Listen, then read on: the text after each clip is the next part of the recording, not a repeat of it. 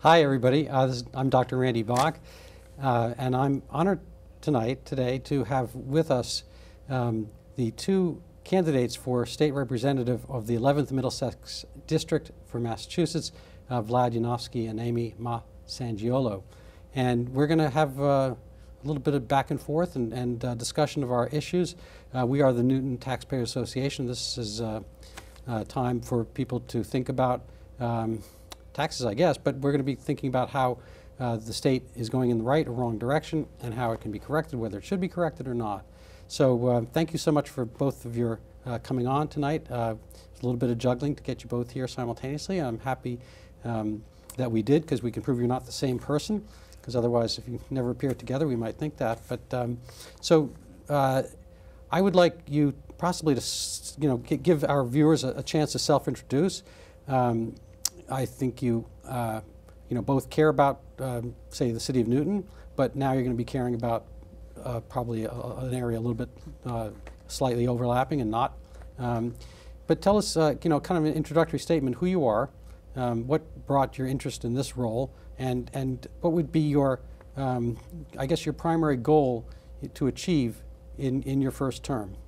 So we'll start randomly. Ladies first. Sure.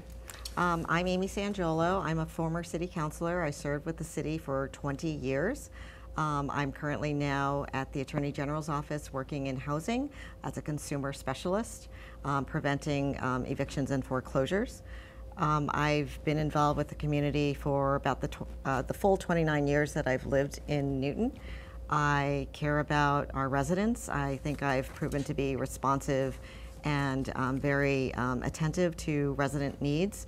I've been very transparent in terms of trying to make government more transparent to our residents, and I am running because I think there are a lot of issues that are facing our state as well as facing our city, and I believe that I have the background and experience to help lead on those issues. All right, we'll try to get to those issues specifically, because everyone always wants to make the world a better place, but it's like what they say about the weather. Everyone wants better weather, but nobody knows how to fix it. Vlad? Well, it's just like you said. Somebody's got to pay for all of this. And, the road to hell is paved with good intentions. We're all trying to do all the wonderful things at times, and, somebody's got to pay for it. Well, I've been in private business basically my entire life. I've spent much of my time in healthcare and healthcare education, health career education. 22 years ago, I founded an organization called the Boston Career Institute. It's a not-for-profit organization. We train primarily inner-city women, for the most part, in careers in healthcare. And I provide training and assistance to people to make more money and find happiness in where they are and enhance their lot with simply making more money, keeping more of it. I'd like to bring the same to the 11th Middlesex District and to the State House. Make sure there's transparency and fewer informal sessions, and make sure that people know where their money's going. Perfect. So I have a number of different topics. I have some of them written down as notes here. I may get to some or all of them, but you clearly both emphasize different aspects. So I looked at your web pages, and Amy, you see climate change as a major issue requiring more action, while Vlad, you focus on infrastructure and business growth. What steps would each of you to take to address either one of these in a way that balances, say, environmental needs with economic interests? I mean, there's a cost, as you're saying, there's a cost for everything, and we have a limited amount of finances. Is it I guess what would you see as the most pressing issue? Is it climate or is it economic interest? Just between those two things. Obviously, there's a whole panorama, but between those two, how do you see those? And we gave Amy first. I'll give you first dibs on this. Well, we live in the United States, the cleanest country in the known universe. We put out maybe 12% of all the carbon emissions out of all the industrialized countries. And we are by far the most efficient. Massachusetts and Newton are on the cutting edge of clean, if you want to call it that. For me, doing anything in Massachusetts other than we're already doing would be folly when we have so many other things that we need to do. We need to fix our failing infrastructure, we need to fix our schools, we need to fix our budget, we need to fix our deficiencies in pension funds. So a little bit of frugality will go a long way. I think the efforts in environmentalism need to be centered somewhere in China and India and other places where they're not quite as clean as we are here. We are but a pimple on the world stage as far as environmentalism is concerned. I think we'll stay the course and focus on human needs rather than environmental. Amy? So I believe the climate crisis is an existential threat to our being. I care about my future generations, my children, hopefully I will have grandchildren who will be able to enjoy the earth, clean air, clean water, be able to live in an environment where we're not struggling to just have all of these very good resources. I don't see, Randy, you mentioned that you checked out my website. I just want to make clear that I also have an economic platform as well that's detailed on the website. So I am concerned. I don't think that they're necessarily competing interests. We have to be mindful always to find that balance. Yes, it's going to cost for us to do all the things that we need to do to address climate. And at the same time, we have to make sure that we look at our state economy and make sure that we grow economic sectors, including the environmental sector. And I think Maura Healey has certainly made that a big issue with her platform to grow the climate tech sector, and I support that. Would you like to address? No, I think this is Amy's position. I respect that. I don't necessarily agree with it, but I respect her position, and I certainly stated mine. I do believe that the human needs take precedence today, and the failing infrastructure needs to be handled. I think a bigger problem is crime and illegal migrants in the Commonwealth, but they present a more of an existential crisis to our community, and I think that's where we need to focus our attention. I think at the end of the day, we all want clean water, clean air, and safe harbor for our children, for their future and grandchildren. So I think we're on the same path here, except we just need to get there a little bit differently. Would you like to address his criticism? No, I think he's right. I think we both agree that it's just the amount of the priorities, I think, and the way we get to address those. Well, I don't think they're necessarily let's talk different. I think you agree that there is some more that we can do. It's just a matter of how much we do. I think that you don't want it to take over to become more of a priority than, say, infrastructure and some of the other things that you mentioned. I agree. We should keep everything clean. Right. Well, I would like to maybe just drill down, no pun intended, slightly on this point. Konstantin Kisin runs trigonometry on the web. He pointed out that oftentimes the climate aspects are just outsourcing some of the pollution. So if we don't build, say, a solar cell here, or we don't make lithium batteries because we have to do the mining, it's going to be happening. People want it, it's going to be done, but you're just outsourcing the pollution basically to China or somewhere else in East Asia, the Philippines or whatever. When people are kind of pursuing the climate aspect, I mean, I would see it like we're having a leaf fire. You know, we're burning leaves and so forth, and you're next to say a warehouse that's burning. It's the India-China example. You know, what are the things that, you know, if we restrict our economic growth by taking away industries and so forth, will we have the same possibility for all the other things we like, all the kind of luxuries that we like? I mean, just as a slight aside, I was in East Europe back before the wall came down, and they have all the right intentions, but the place was polluted like crazy because they didn't have the money for it. So I think economics, and personally I think economics drives the ability to even think about kind of the luxury thoughts of cleaning the environment.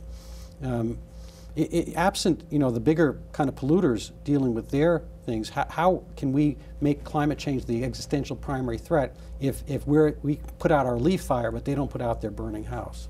Well, I think we have to do like all hands on deck. And when you say that, we're going to not pay attention to these other industries because we're going to, get out of the gas drilling industry, right, and the oil producing industry or the coal industry. That's the intent, to move forward with clean energy and create those jobs and transition those folks who are working in those industries into a clean climate sector. Any last words? Well, I disagree completely with that at this point in time. We are a oil-driven economy and coal-driven economy. There's so much dependent on oil, like our roads, medicine, Vaseline you use. Everything comes from, one way or another, from oil or burning oil or refining oil. We have a tremendous amount of resources available to us of what we're doing. So we have evolved so much from 100 years ago, even 50 years ago, with clean burning coal plants and oil plants, and of course nuclear, the absolutely best, cleanest power source today, but oil is still it. If we switch and transition so quickly, eventually we will have to get there. But today, and probably for the next 100 years, we're stuck with oil. We might as well make it work. And of course, given the fact that we have given up some of our positions, and we're not talking about 11th Middlesex right now, if we're talking about America stopping to drill, world wars break out, which we're seeing right now, due to the higher prices of oil, and the tin pot dictators like the Putins and the like are, starting wars and conflicts only based on the fact that they can afford to do that. So that's my position today on this. I think oil and coal are essential to our freedom and the way of life for the rest of the world, providing cheap energy for poor and downtrodden people. Any final words? No, I really believe that in order for us to make sure that we have an earth and a clean environment to leave for our future generations, that we really need to move fast and quickly to get off of some of these fossil fuels that we're burning. No question that it's going to cost some money, and no question there must be a balance to what we do, and no question that we definitely have to make sure that there is that transition so that people don't become jobless and industries just go under. We transition them into clean energy. We're seeing auto manufacturers do that, going towards electric vehicles. It can be done, and it should be done. Well, yeah, I actually have an electric vehicle myself, but it runs on coal. The electrons don't just get there.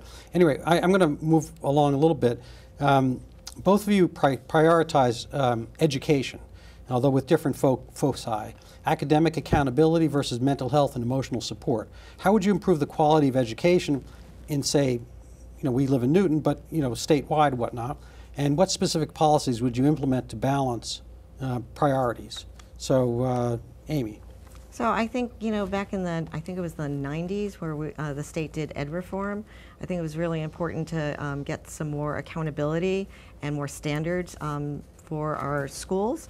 I think the latest recent report showed that 8th grade math and reading, we've actually ranked second, I think, in the nation. But who's we in this case? The state? The state of Massachusetts. But we're seeing a bit of a decline, so I think more focus, which could mean more funding for more resources for our professionals, and again, more standards that to make sure that people are accountable for the education that we provide. Standards for whom, and who's being accountable? Educational standards for our teachers as well as for our students. Do you mean testing the teachers, testing the students? Well, we have MCAS. Okay, so then what would be the ways of testing teachers?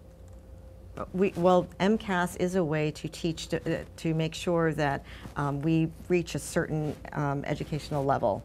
And I think that's important to maintain until we can find another assessment tool that will help us make sure that our kids are learning what we believe they should be learning at that certain grade level.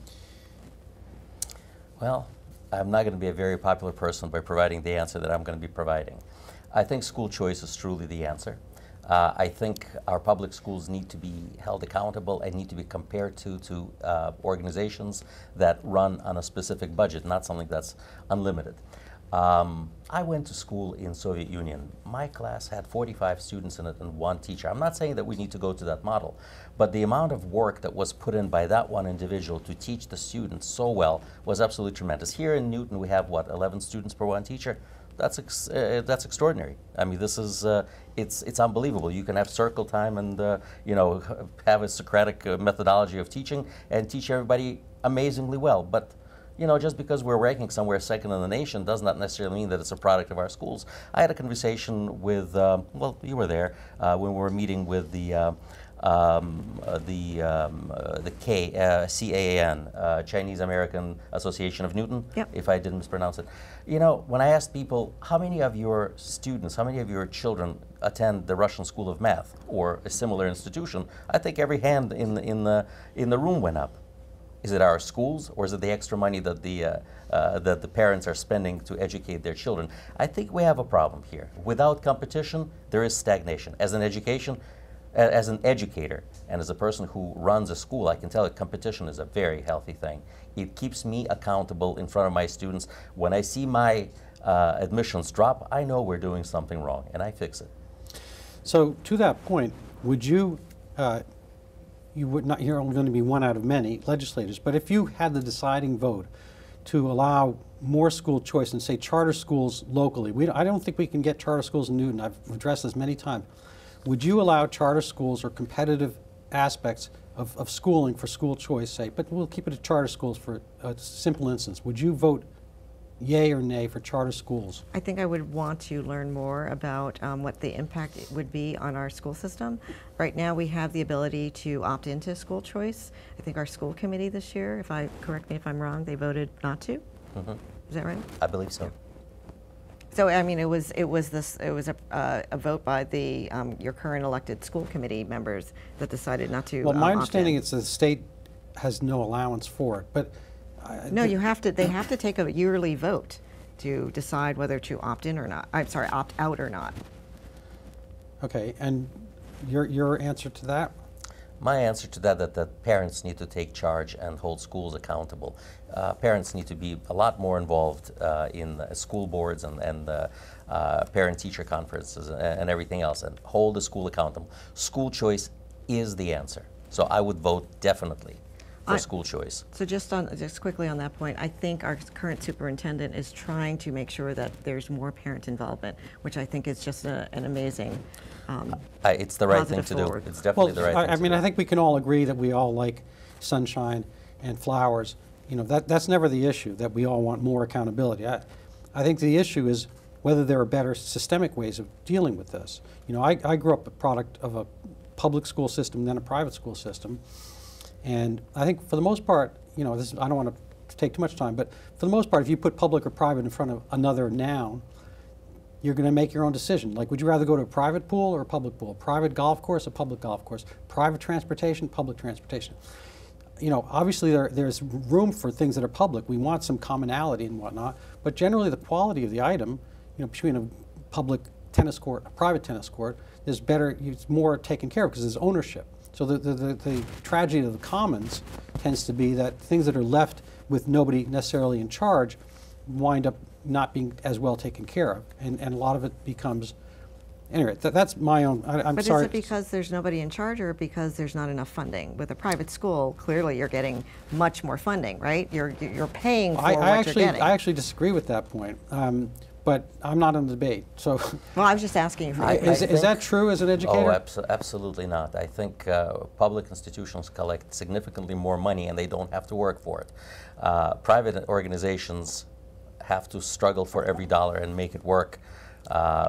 Public schools don't really have to have cookie bake sales, you know, to make my understanding is the per capita payment for a say Catholic school kid is less than it is for a public school kid. Significantly. And we can go to do the math. Somebody can fact check us later, but I want to keep moving along. Public safety. Mr. Yanovsky, you highlight your support for law enforcement and veterans. While Amy, you have a kind of a broader focus on criminal justice reform and gun violence prevention. So what are your visions for maintaining safety in say, the Newton area or state as a whole, and how would you handle the tension between public safety and justice reform? I forget who went first, but I'll start with Amy. Oh. So I'm very proud to have the support of our public safety unions. The police and fire have both endorsed me in my race. In terms of public safety, I think Newton is very safe. I believe I'm much in favor of giving our police and fire enough resources so that they can have the training that they need, so that they can learn to de-escalate in situations where it's necessary to de-escalate. I think, I was one of the people on the Board of Aldermen at the time, and maybe it was City Council, I don't remember the changeover, but in advocating to have a social worker on our police force, which I believe was extremely helpful to our police force, have that social worker and that mental health support for calls that don't necessarily need to be addressed by a police officer. Oh, well, first, an ounce of prevention is worth a pound of cure, as we all know. So in order to make sure that we have great public safety, I think we need to first prevent the influx of criminals coming into our communities. A lot of that comes through our undocumented friends who show up unannounced at our now border state, Massachusetts. So we have a lot of people committing crimes here. So I would first work on this particular policy to make sure that our police departments, fire departments, and our first responders are not overburdened with such calls here. I do not support the notion that a social worker should be riding with the police department. Police is police, social work is social work. Police department is not a social experiment. We know through hundreds of years of policing what in reality needs to be done. Police are constantly on the lookout for de-escalation techniques. They do that organically on their own. And introducing social workers or psychologists into this particular mix, I think, is folly. I think anywhere and everywhere it's been tried in the United States, it has been an unmitigated disaster. Well, I just want to add to that because it was supported by the chief of police at the time, and the chief got a grant, and we have a social worker, and I believe that there is a movement towards getting more social workers into our police force. So I just want to put that on the record. understand. I hear you completely and totally, but a chief's position is no longer law enforcement. It's more of a political post. So, and anytime there's a grant, somebody's going to be applying for it. I believe the police department also, the officers also supported having that social worker there too. Well, on that we can disagree. Recently, first of all, in general, violent crime has gone up in Massachusetts. And actually, I'm reading from, I think, the FBI crime source. Violent crime across the United States decreased the previous year, 2022, but went up in Massachusetts, according to FBI annual crime report. So in 2022, it went down nationwide and went up in Massachusetts. But speaking about crime, I'm going to maybe you can address that point. But specifically, we had a crime. Newton, fortunately, it's news if there's a shooting, and we're fortunate in that regard that it's a rare event. But this is something that has attracted nationwide attention. There was an attack on Iraq War veteran Scott Hayes during a pro-Israel standout. I guess people just standing right near Village Cafe. And a guy from across the street where the marijuana store happens to be, and a real estate store, came, screaming, and then came screaming at them and attacked and brought down Mr. Hayes and possibly others, and he shot the perpetrator. Now, a quick quiz: which one of the two people, which one of the two gentlemen is in prison, or is detained, not prison, but in jail? Which one of the two is in jail, and which one would you have in jail if you had managed this event? So, Vlad? Well, the answer to your first question is Mr. Hayes was arraigned and was in custody until he was released on bail, and the other gentleman wasn't charged until a little while later. So, yeah, we have this a little bit backwards, but since this sort of thing doesn't happen too often in Newton, I think may have been a little bit of a mismanagement of the situation. But overall, Mr. Hayes, who is a marvelous individual by all accounts, who did the right thing, he stood his ground, and he came to support his, I don't want to say people, but he came in support of the hostages, and was assaulted and battered, and then had to defend himself. So that's what happened. What can we do? So I would just say that violence in any form should be is a bad thing, right? So just having the protesters there, I understand it was a peaceful protest. Absolutely, I agree with Vlad when he said that Mr. Hayes was the first one to be arrested and arraigned and was freed on bail. But my understanding is that from the reports by, I think it was D.A. Ryan, that the police could not charge the original person who ran across the street. I don't remember his name, maybe Gannon, I think is his last name. They could not charge it because they were not present when he had committed that attack. That's my understanding from what I've read from the reports that are out there. I'm looking for a thorough investigation by the police department and by the district attorney's office to get to the bottom of this. Have either or both of you watched the video? I haven't seen I it. have. You have not watched the I have video? not seen it, no. Okay. Do you have it? I'm not going to play it now. No, I mean, you can send me the link to the video. Yeah, no, it's everywhere. But so we have just a few minutes left. We have 3 minutes left. So I'd like you to give closing statements, maybe a minute or so each. What are the pressing issues? What would you change? And my druthers would be if you also potentially addressed some of the things that are happening in our schools, such as boys running in girls' races and educational standards, taxation. But I guess a hidden question for your summaries would be, what would you vote to increase taxes for? Nothing. Okay. Would you answer that question, perhaps? Did you want me to? So is it a closing Well, statement? we'll do that trick question first, and then you can do your closing statement. So to raise tax, what would I vote to raise taxes for? Yeah. I'd raise taxes for the real estate transfer tax. I think that would be a great way to raise funds to create more affordable housing. When I ran for mayor, I was all in favor of overrides, and I think we do need to have regular overrides in order to help provide the services and pay for the services that we need, whether it's schools, whether it's roads, whether it's to support our public safety officers. I believe that we need to do that. But don't we have money already for those things? Don't we have those things already? I don't believe it's enough for all the things that we want. I mean, let's look at the Mass Taxpayers Foundation report that recently came out.